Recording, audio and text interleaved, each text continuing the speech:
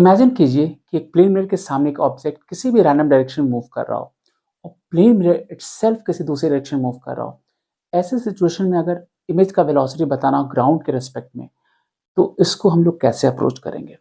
Problem solving skill series के इस video में हम लोग इसी कॉन्सेप्ट को डिटेल आउट करेंगे। तो सबसे पहले इस प्रॉब्लम के पीछे का जो फंडामेंटल है, जो कॉन्सेप्ट है, उसको समझेंगे क्या है, और उस कॉन्सेप्ट को हम लोग प्रॉब्लम में कैसे यूज करें, उसको डिटेल आउट करेंगे। तो आइए शुरू करते हैं इस वीडियो को।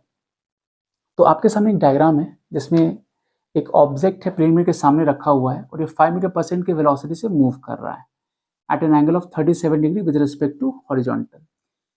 और सामने एक मिरर है, ये भी मूव कर रहा है with velocity of 10 meter per second at an angle of 53 degree with respect to horizontal.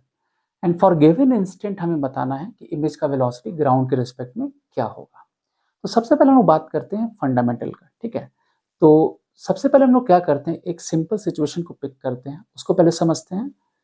तो जैसे मान लीजिए कि अगर इस जगह इस प्लेन मिरर के सामने एक ऑब्जेक्ट एग्जैक्टली अगर मिरर के परपेंडिकुलर डायरेक्शन में मूव कर रहा होता, टुवर्ड्स मिरर ऐसे मूव कर रहा होता, राइट। तो यहाँ पर हमें पता है जो इमेज का वेलोसिटी होता है वो क्या होगा, वो वेलोसिटी ऑफ ऑब्जेक्ट के ऑपोजिट होगा, राइट। इस डायरेक्शन में होगा, वेलोसिटी ऑफ इमेज होगा इस डायरेक्शन में होगा। इस सिचुएशन में ऑफ कोर्स जो हमारा डिस्टेंस होता है वो कॉन्स्टेंटली चेंज हो रहा होता है, और इमेज का वेलोसिटी जो होता है मिरर के रिस्पेक्ट में वो ऑपोजिट होता है ऑब्जेक्ट के वेलोसिटी से। तो अगर हम परपेंडिकुलर डायरेक्शन में बात कर रहे हैं, मिरर के परपेंडिकुलर डायरेक्शन में, तो कैसे बिहेव कर रहा है इमेज, हम क्या लिखेंगे कि velocity of image with respect to mirror जो होगा वो नेगेटिव ऑफ होगा velocity of object with respect to mirror, ठीक है। यहाँ पे हमने मिरर को रेस्ट में रखा हुआ है, तो आप सीधे आप vi को माइनस vo भी लिख सकते हो, बट ये ध्यान रखना है कि ये जो वेलोसिटी होता है, जो ऑपोजिट वेलोसिटी होता है, वो मिरर के रेस्पेक्ट में होता है। तो सही तरीका लिखने का वो क्या है, इस फॉर्म है कि velocity of image with respect to mirror जो होगा वो equal to negative of velocity of object with respect to mirror. अब देखते हैं कि पैरेलल डायरेक्शन में क्या हो रहा होगा। तो पैरेलल डायरेक्शन में आप देखोगे तो वहाँ क्या हो रहा होगा, तो पैरेलल में जब ये ऑब्जेक्ट मूव करेगा इसके, तो अब ये सेपरेशन चेंज नहीं हो रहा है, राइट। ये थ्रू सेपरेशन सेम है, तो जो इमेज होगा वो भी सेम वेलोसिटी से मूव करेगा। मतलब यहाँ पर वेलोसिटी जो होगा इमेज का with respect to mirror in parallel direction object के इक्वल होगा, ठीक है। तो यहाँ बिल्कुल सिमिलर होगा दोनों वेलोसिटी। तो यहाँ पर हम लोग क्या लिखेंगे, इन पैरेलल डायरेक्शन, क्योंकि ये सेपरेशन चेंज नहीं हो रहा है। अगेन हम जो लिखेंगे मैथमेटिकल फॉर्म में लिखेंगे, velocity of image with respect to mirror जो होगा ये होगा equal to velocity of object with respect to mirror. और यहीं पे फंडामेंटल डिफरेंस है जिसको समझना है। यहाँ पर ये नेगेटिव साइन के साथ है, और यहाँ पर जो सेपरेशन है कॉन्स्टेंटली चेंज हो रहा है ऑब्जेक्ट और मिरर के बीच का, बट यहाँ पे सेपरेशन चेंज नहीं हो रहा है, यहाँ वेलोसिटी दोनों सेम है। जबकि यहाँ पर दोनों वेलोसिटी जो है इमेज का वेलोसिटी मिरर के रिस्पेक्ट में वो नेगेटिव है velocity of object with respect to mirror के, लेकिन यहाँ पर वेलोसिटी जो इमेज है मिरर का विद रिस्पेक्ट टू मिरर वो इक्वल है velocity of object with respect to mirror. अगर आप ये फंडामेंटल कॉन्सेप्ट समझ गए तो इस प्रॉब्लम को सॉल्व करना मुश्किल नहीं होगा। तो आइए हम लोग सॉल्व करते हैं ओरिजिनल प्रॉब्लम को। तो सबसे पहले क्योंकि यहाँ पे मिरर का वेलोसिटी का दोनों ही कंपोनेंट होगा, इसके परपेंडिकुलर डायरेक्शन और पैरेलल डायरेक्शन में, और अगेन ऑब्जेक्ट का भी जो वेलोसिटी होगा वो मिरर के परपेंडिकुलर डायरेक्शन होगा, पैरेलल डायरेक्शन में होगा। तो सबसे पहले इसको रिजॉल्व कर लेते हैं, एक कोऑर्डिनेट सिस्टम को पहले पिक कर लेते हैं। तो लेट्स से इधर में हमारा x है, इधर y है।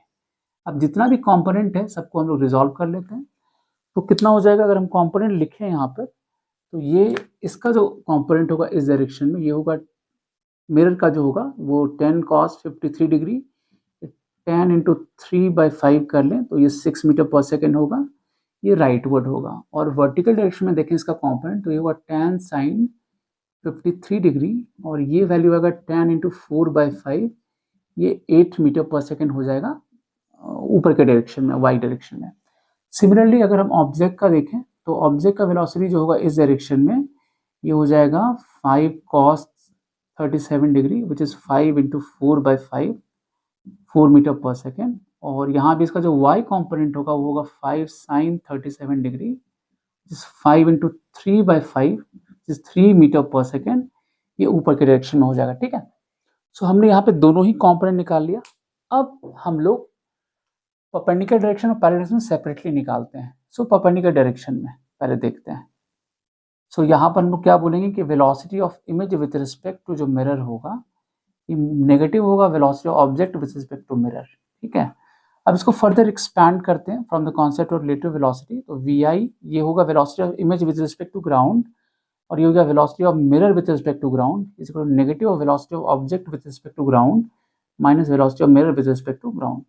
अब आप देखो ठीक से, तो ये नेगेटिव पॉजिटिव बना लेगा, ये तो ऑब्जेक्ट का वेलोसिटी नेगेटिव साइन के साथ होगा और यहाँ पे नेगेटिव है मिरर का वेलोसिटी। इसको राइट साइड में आप ले जाओगे तो वी आई जो आएगा, जो ग्राउंड के रिस्पेक्ट में आएगा इन परपेंडिकुलर डायरेक्शन, ये आएगा 2vm माइनस vo, और ये वैल्यू आप रख दो यहाँ पर। तो vm जो है यहाँ पर है, हमें परपेंडिकुलर डायरेक्शन में देखना है, ठीक है ना। तो ये होगा 6i कैप, और ऑब्जेक्ट का वेलोसिटी है वो लेफ्टवर्ड है, ये होगा 4 माइनस आई कैप।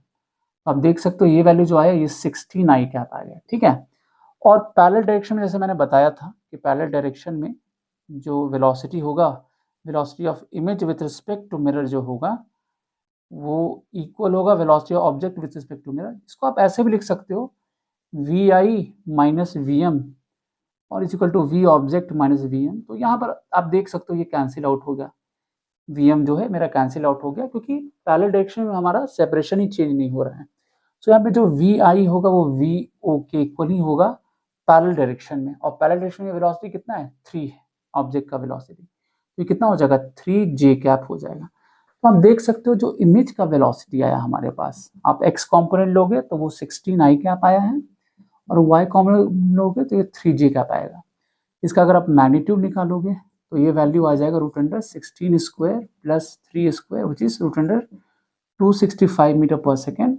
और आप एंगल भी निकाल सकते हो किस एंगल पे ये मूव करेगा, तो इसका y कंपोनेंट, वेलोसिटी का y component by x component, non standard value हो तो आप थीटा को लिख सकते हो tan इनवर्स 3/16। तो मेरे पास मैग्नीट्यूड डायरेक्शन दोनों ही आ गया, मतलब इमेज बेसिकली इमेज का x कंपोनेंट इधर मूव कर रहा है 16 मीटर पर सेकेंड से, और y कंपोनेंट जो मूव कर रहा है वो कर रहा है 3 मीटर पर सेकेंड से, और रिजल्टेंट वेलोसिटी होगा वो इधर काम कर रहा है at an angle of theta, और थीटा का वैल्यू यहाँ से हमें पता है, राइट।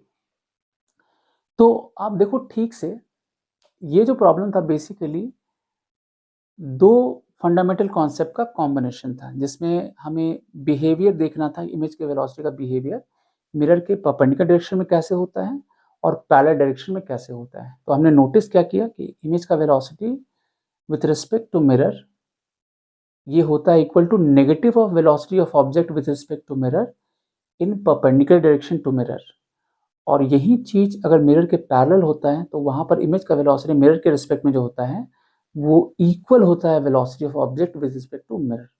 तो ये एक फंडामेंटल डिफरेंस है मिरर के परपेंडिकुलर डायरेक्शन में और पैरेलल डायरेक्शन में। इस दोनों को आप कंबाइन कर लोगे तो इस प्रॉब्लम को सॉल्व करना मुश्किल नहीं होगा। Interesting. So that's all for this video. Next video में फिर मिलेंगे एक नए कॉन्सेप्ट के साथ। Till then take care, good bye.